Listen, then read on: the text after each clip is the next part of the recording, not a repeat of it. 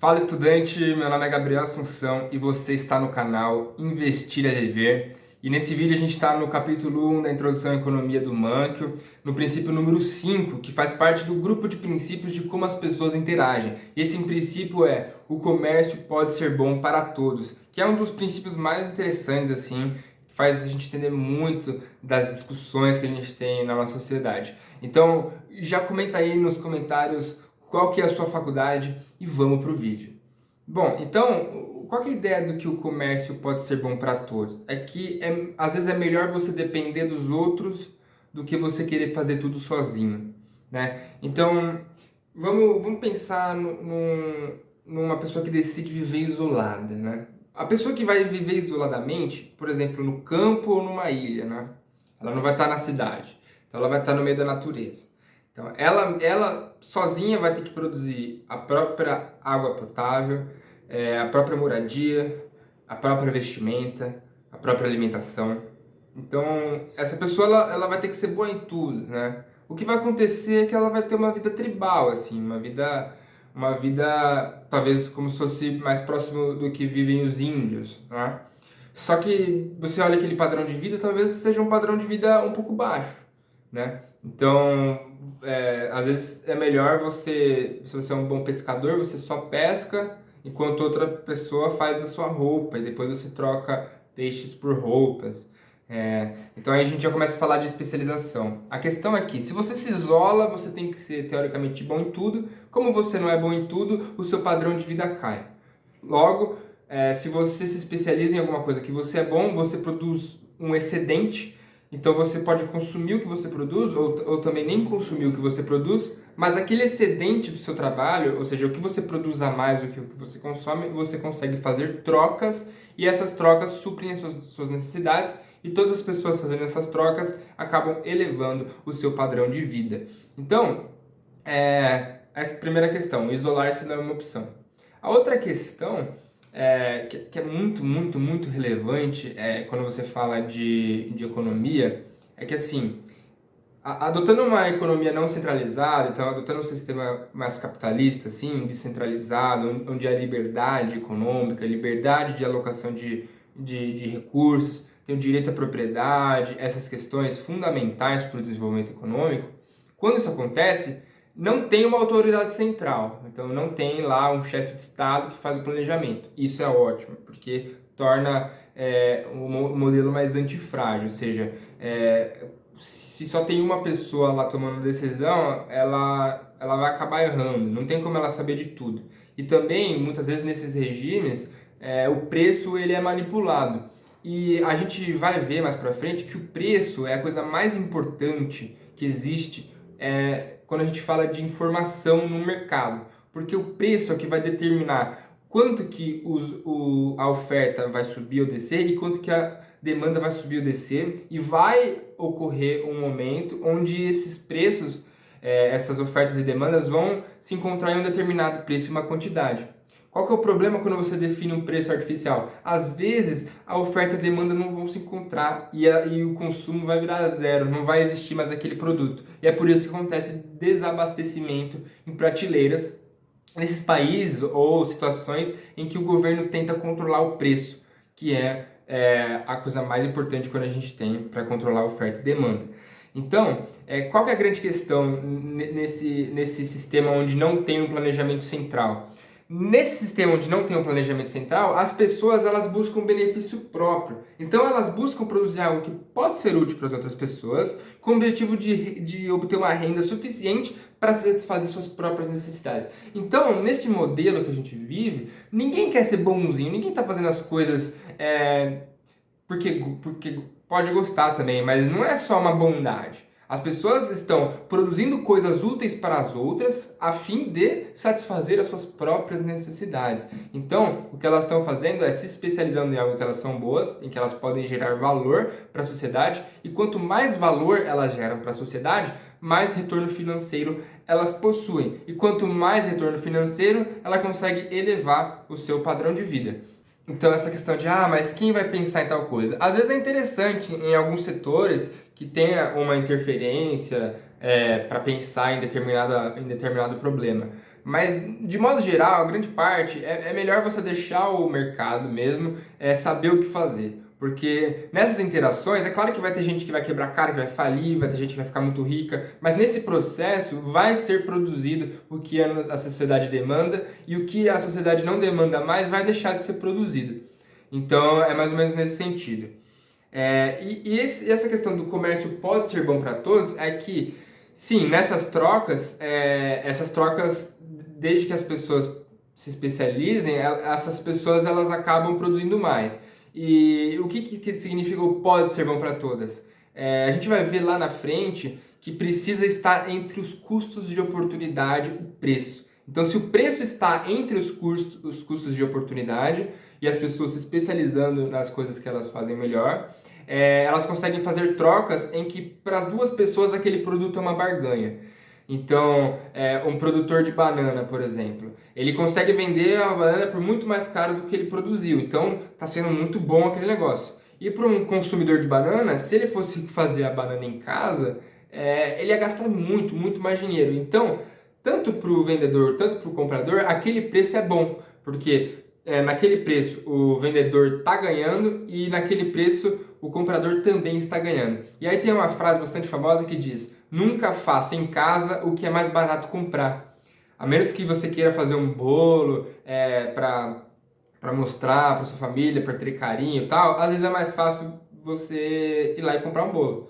Então, tem essas questões sentimentais, mas falando numa questão econômica, às vezes é melhor você, que não é um cara que manja de fazer bolo, comprar um bolo na padaria e botar as velhinhas em cima para cantar parabéns. Então, essa é outra questão do comércio. E aí a gente pode pensar isso tanto em aldeias, né, que estão trocando coisas mais elementares, quanto entre países. Então, por isso que existe o comércio internacional, porque vamos falar de agricultura, por exemplo.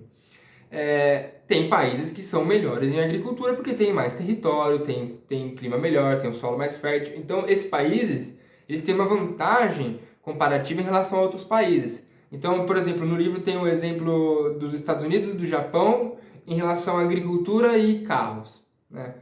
Vamos supor que, vou fazer um exemplo simples, que cada país só pode produzir um produto, ou carro ou alimento. E você tem que escolher qual país que vai fazer qual coisa. Os Estados Unidos vai fazer carro ou alimento e o Japão carro ou alimento. Bom, se você usar um pouquinho de lógica, você vai ver que, bom, para produzir alimento eu preciso de mais área, eu preciso de um clima e tal. Então os Estados Unidos é melhor. Agora, pro Japão, você tem num clima, num relevo muito montanhoso e uma área muito pequena. Então você não vai conseguir produzir tanto alimento. Agora, para carro, você não precisa dessa área toda, você precisa de uma indústria bem desenvolvida. Então, nesse cenário, escolher entre Estados Unidos e Japão para produzir alimento ou produzir carros, é melhor que os Estados Unidos fique com o alimento e o Japão fique com os carros, nesse exemplo bem simples, né? Especialização nas atividades que são melhores. Então, esse é o contexto, né? Você se especializar faz você produzir mais do que as outras pessoas na média e com isso você gera um excedente para melhorar o seu padrão de vida. E aí as palavras mais importantes são custo de oportunidade, especialização e vantagem competitiva. São esses três conceitos. Então, o custo de oportunidade de você produzir a banana é maior do que o produtor de banana. Então, é melhor que o produtor de banana faça banana e você, que é bom em dar aula, dê aula. E aí, com o dinheiro da aula, você paga todas as suas contas e também compra banana. É mais ou menos por esse sentido. E a vantagem competitiva. Então, sempre você vai ter a vantagem competitiva em algo. Mesmo que outra pessoa seja melhor em tudo, você vai ser marginalmente melhor em tal coisa, porque o seu custo de oportunidade para fazer aquela coisa é menor. Então, é um conceito que a gente também vai ver mais para frente, muito importante, quando a gente for falar do comércio, ser bom para todos, em um exemplo prático, mas é mais ou menos por esse sentido. Então, as vantagens competitivas, as vantagens comparativas vão fazer com que a gente escolha quem vai produzir o que na sociedade, baseado no preço e nas quantidades a serem consumidas. E quando você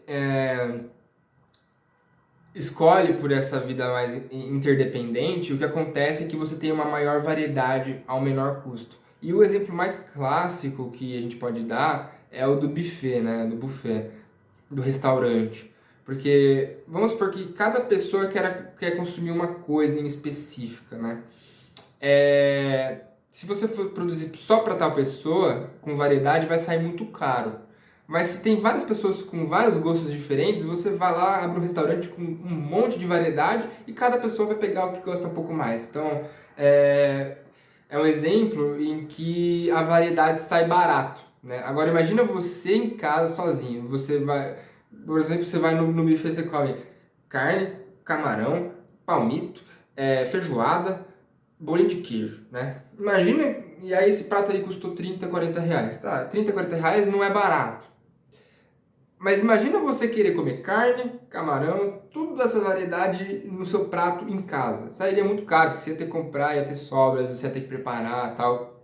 Então, quando você escolhe por essa interdependência, você acaba consumindo com maior variedade.